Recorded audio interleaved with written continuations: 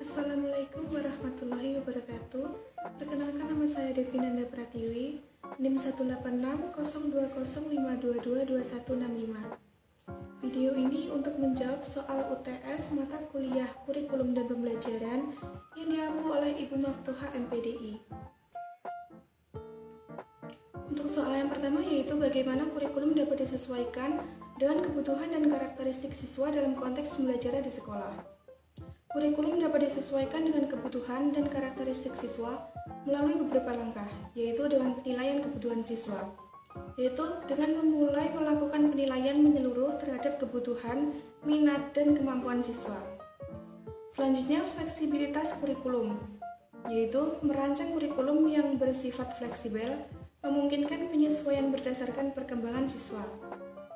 Pengembangan keterampilan hidup, yaitu mengintegrasikan pembelajaran keterampilan sosial, emosional, dan keterampilan hidup ke dalam kurikulum.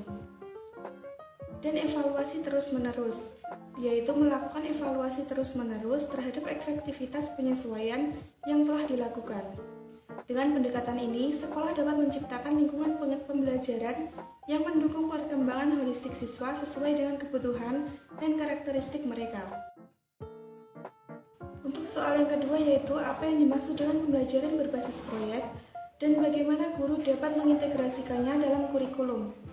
Pembelajaran berbasis proyek adalah metode pembelajaran yang melibatkan siswa dalam proyek nyata atau simulasi proyek di mana mereka memainkan peran aktif dalam menginvestigasi dan menyelesaikan masalah. Cara guru untuk mengintegrasikan pembelajaran berbasis proyek dalam kurikulum adalah dengan memilih proyek yang relevan, mendefinisikan tujuan pembelajaran, memberikan bimbingan dan dukungan, dan mengevaluasi proses dan hasil.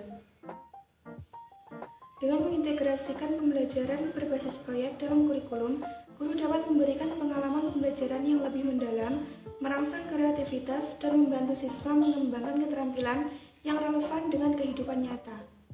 Untuk soal yang ketiga yaitu bagaimana teknologi dapat digunakan dalam mendukung pembelajaran dalam kurikulum. Teknologi dapat digunakan dalam berbagai cara untuk mendukung pembelajaran dalam kurikulum, yaitu pendidikan jarak jauh, e-book, dan materi digital, video pembelajaran, penggunaan aplikasi pembelajaran khusus, dan lain-lain. Pemanfaatan teknologi dalam pendidikan tidak hanya meningkatkan aksesibilitas dan fleksibilitas, tetapi juga meningkatkan kualitas pembelajaran dengan menyediakan pengalaman belajar yang lebih interaktif, terbimbing, dan menarik bagi siswa.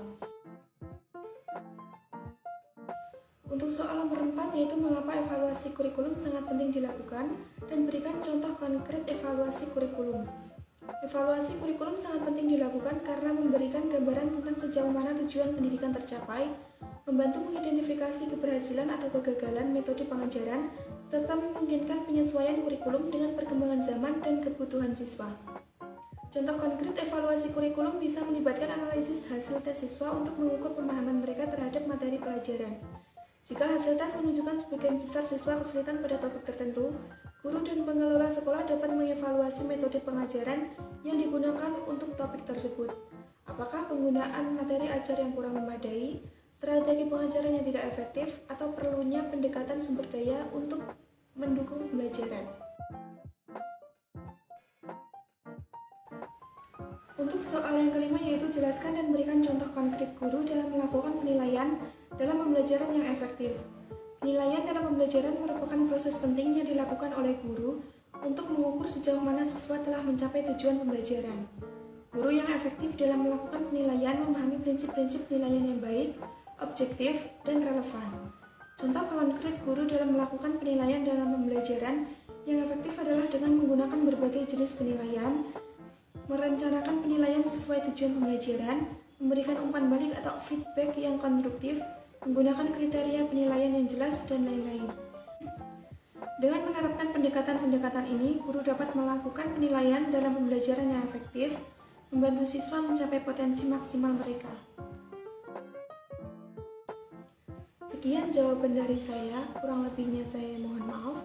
Billahi taufiq wal hidayah. Wassalamualaikum warahmatullahi wabarakatuh.